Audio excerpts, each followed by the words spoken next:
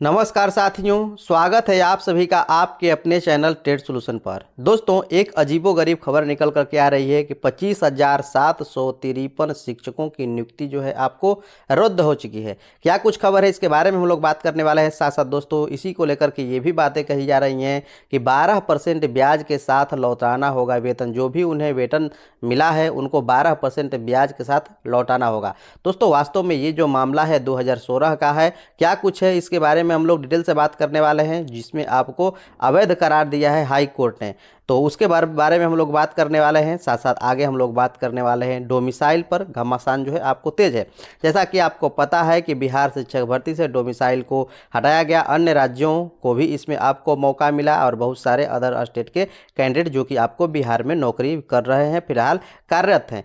तो इसी को लेकर के यहाँ के जो भी आपको अभ्यर्थी है जो छट चुके हैं, उनका खासा ही विरोध चल रहा है। और अब जो वोट मांगने जा रहे हैं सांसद लोग, अब उनके सामने मुखर होकर के इस बात को लेकर के उठा रहे हैं कि जब हमको ज़रूरत थी तो आपने तो इसके लिए एक भी बार आवाज़ नहीं उठाई, लेकिन अब आप वोट मांगने आ रहे हैं, हमारे लिए आप किए क्या हैं। इसी को देखते हुए दोस्तों, ये आपको एक अच्छी पहल हम लोग मान सकते हैं जो भी युवा रोजगार है उनको लेकर के, और ऐसा करना भी चाहिए। आप सवाल जवाब कर सकते हैं अपने जो भी आपके क्षेत्र में हैं सांसद हैं, उनसे आप सवाल जवाब कीजिए कि हमारे लिए, जैसे NIOS DLED के मामले में ही कोई किसी का नहीं हुआ, कि कोई भी किसी के लिए आवाज़ नहीं उठाया, और बहुत सारे 14 लाख जो आपको अभ्यर्थी हैं वो पुनः दोबारा एग्ज़ाम में बैठने के लायक नहीं रह पाए। तो ऐसा क्यों हो रहा है, इसके बारे में हम लोग बात करने वाले हैं। साथ साथ दोस्तों, हम लोग बात करने वाले हैं 25,753 शिक्षकों की नौकरी रद्द को लेकर के और कुछ महत्वपूर्ण अपडेट्स के बारे में।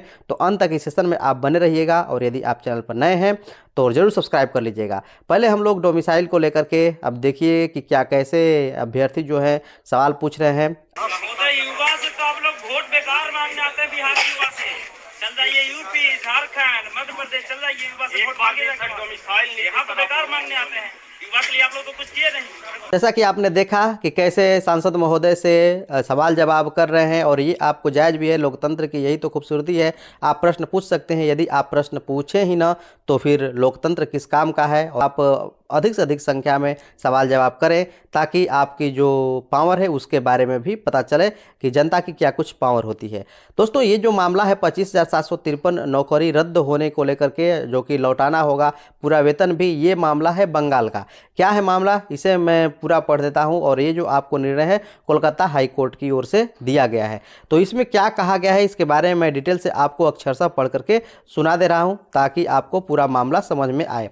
लोकसभा चुनाव के बीच में बंगाल सरकार को तगड़ा झटका लगा है। कलकत्ता हाई कोर्ट की खंडपीठ ने सोमवार को बंगाल के स्कूल भर्ती घोटाले में 2016 की पूरी भर्ती प्रक्रिया को रद्द कर दिया है। जो भी दोस्तों बहाल थे, कार्यरत थे कई सालों से, उन सब पूरी भर्ती प्रक्रिया को ही रद्द की जा चुकी है। हाई कोर्ट ने पश्चिम बंगाल स्कूल सेवा आयोग द्वारा 9वीं, 10वीं, 11वीं, 12वीं के शिक्षकों समेत ग्रुप सी और ग्रुप डी में कुल 25,753 कर्मियों की नियुक्ति को अवैध ठहराया है।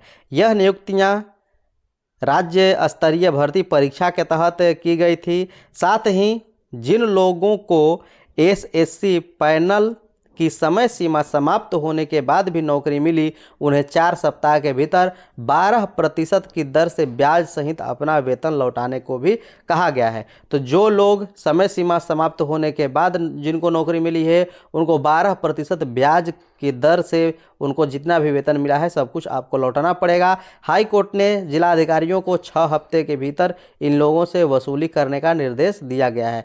2016 के पैनल में नियुक्ति पाने वाले एकमात्र सोमा दास को नौकरी रद्द नहीं की गई है। तो दोस्तों, एक ही सिर्फ आपको कैंडिडेट हैं सोमा दास, जिनकी नौकरी नहीं रद्द की गई है। बाकी 25,753 जो कर्मी हैं उनकी नौकरी को रद्द कर दिया गया है, वे अवैध करार दिए गए हैं। और साथ साथ जिनकी सीमा समाप्त हो गई थी, इनकी नौकरी लगी थी, उनको जो वेतन है उनका वेतन भी आपको लौटाना होगा 12% ब्याज की दर से। ये खबर निकल करके आ रही है। तो दोस्तों, कुछ भी खबर हो सकता है। एक बार तो घोटाला कराया जाता है, रिक्ति में कुछ न कुछ गड़बड़ी की जाती है, बाद में पूरी की पूरी रिक्ति ही रद्द कर दी जाती है। तो ये खतरा दोस्तों TRE 1 और TRE 2 पर भी मंडराता नजर आ रहा है, जैसा कि आप खबरों के माध्यम से देख भी रहे होंगे। तो क्या कुछ होगा वो तो आपको समय के गर्भ में है, लेकिन जैसा कि आप देख सकते हैं कि कैसी खबर निकल करके आ रही है। साथ साथ दोस्तों, नीट और यूजी पेपर लीक का जो आरोपी है वही बीपीएससी टीआरई 3 का भी आरोपी है और उसी ने बीपीएससी टीआरई 3 का भी पेपर लीक कराया है। जैसा कि आपको पता है कि गिरफ्तार 5 आरोपी को जेल भेज दिया गया है, जो कि जेल से उन्हें गिरफ्तार किया गया था। तो ये खबर आपको निकल करके आ रही है। साथ साथ दोस्तों 370 नियोजित शिक्षकों की जाएगी नौकरी, जिनके जो प्रमाण पत्र हैं वो फर्जी हैं, उनके नौकरी आपको जाएगी। साथ साथ दोस्तों हम लोग बात करें बीपीएससी टीआरई 3.0 की परीक्षा आपको पता है कि 10 से 12 को आपको हो जाएगी, लेकिन टीआरई 4 में यदि हम लोग वैकेंसीज के बारे में बात करें कि कितनी वैकेंसी जाएगी, तो जैसा कि यहाँ पर आप देख सकते हैं खबर के माध्यम से निकल करके आ रही है, शिक्षक नियुक्ति के बाद 11,039 पद हुए खाली। तो दोस्तों हम लोग बात करें टीआरई 1 और टीआरई 2 के जो शिक्षक नियुक्ति अभी तक हो गई है, उसके बाद जो पद खाली हैं वो 11,039 पद हैं। और टीआरई 3 में भी निश्चित रूप से आपको 20 से 25,000 आपको पद जो है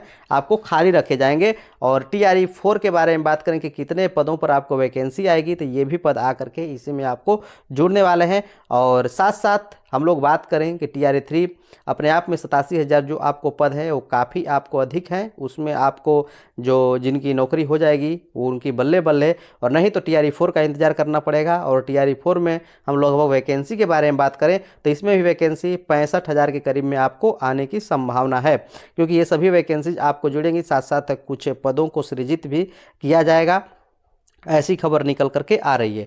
तो दोस्तों आज का ये अपडेट है, और ग्रहण लग सकता है टीआरई 1 और टीआरई 2 पर भी ग्रहण लग सकता है। जैसा कि आप देख सकते हैं कि बंगाल हाई कोर्ट का क्या कुछ निर्णय है, और ऐसे ही कुछ यहाँ पर भी इल्ज़ाम लगाए जा रहे हैं। बाकी सत्ता क्या है ये तो जांच का विषय है, तो जांच के बाद ही क्लियर पता चलेगा। और तो चलिए मिलते हैं नेक्स्ट सेशन में, अभी के लिए इतना ही। देखने के लिए धन्यवाद।